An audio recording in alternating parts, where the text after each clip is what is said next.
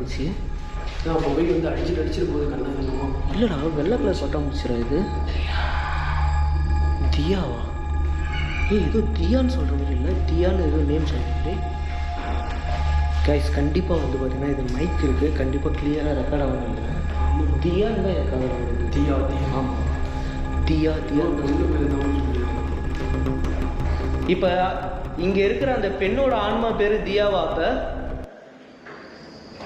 எங்கள் கூட பேசணும்னு விரும்புகிற ஆன்மா அப்போ தியாவா? சொல்லி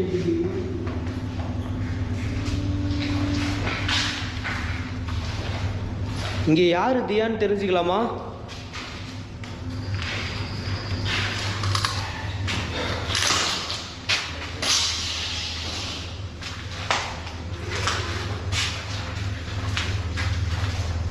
ஹலோ,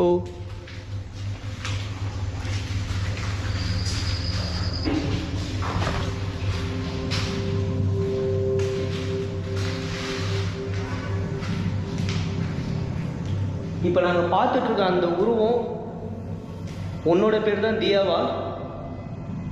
அது அப்படி கூப்பிட. ஓகே, இப்போ சரவணா சொல்கிற மாதிரி நாங்கள் உங்களை தியான்னு கூப்பிடணும்னு நீங்கள் ஆசைப்படுறதுனால உங்கள் பேரை எங்களுக்கு வெளிப்படுத்திருக்கீங்களா? அது உண்மைனா எனக்கு எதாவது அறிவு மூலியமாக காட்ட முடியுமா? இப்போ ரெஸ்பான்ஸ் இல்லை.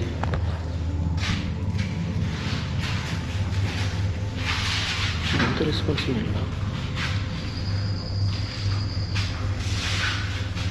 உனக்கு என் கூட பேச விருப்பம் இருக்கா இல்லையா?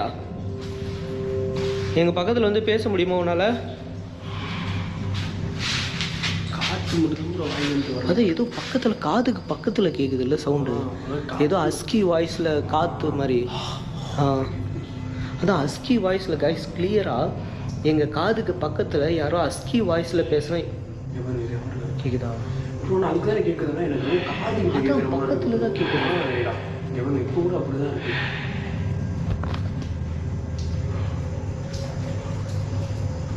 நீ எங்கே இருக்க தெரிஞ்சுக்கலாமா? திடீர்னு வந்து பார்த்தீங்கன்னா கோப்ரோ ஃபுல்லாகவே வந்து பவர் டவுன் ஆயிடுச்சு.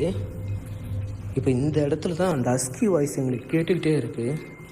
ஹலோ, இந்த இடத்துல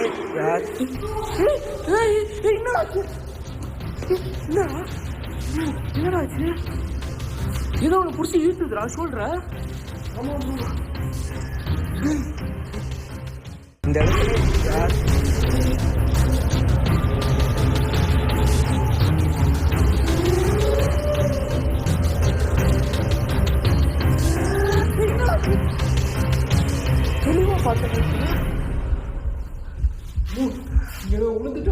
அதுதான் பார்த்துட்டேன்.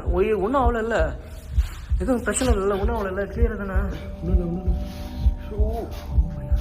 சரியான ஆனால் உடம்பா தெரியுதா? அடியா உந்துருக்குதா? என்னடா இந்த இடமே கீறின மாதிரி இருக்குதுடா. கழுத்தெல்லாம் கீரல் உந்த மாதிரி இருக்குதுடா.